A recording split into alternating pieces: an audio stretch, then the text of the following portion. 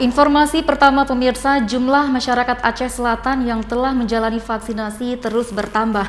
Berdasarkan data Dinas Kesehatan Aceh Selatan hingga Selasa kemarin 10 Agustus 2021, total masyarakat yang telah menjalani vaksinasi COVID-19 dosis pertama maupun kedua berjumlah 20% dari total yang ditargetkan.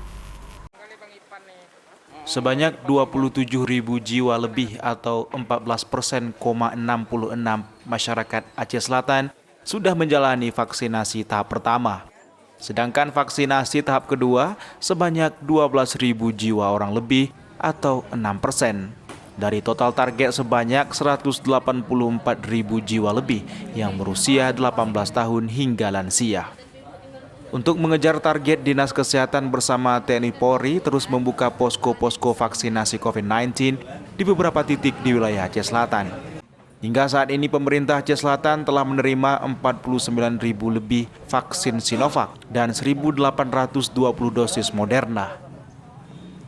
Kabid Pencegahan dan Pengendalian Penyakit Dinas Kesehatan Kabupaten Aceh Selatan, Sri Milda, mengatakan hingga saat ini pihaknya terus melakukan vaksinasi di seluruh fasilitas kesehatan.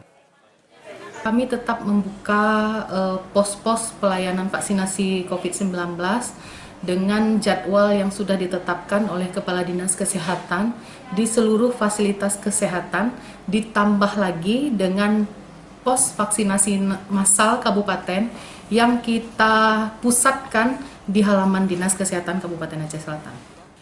Berdasarkan data Dinas Kesehatan Aceh Selatan, 9 Agustus 2021, kasus terkonfirmasi positif COVID-19 sebanyak 458 orang, dirawat sebanyak 8 orang, isolasi mandiri 26 orang, sembuh 373 orang, sedangkan yang meninggal 51 orang.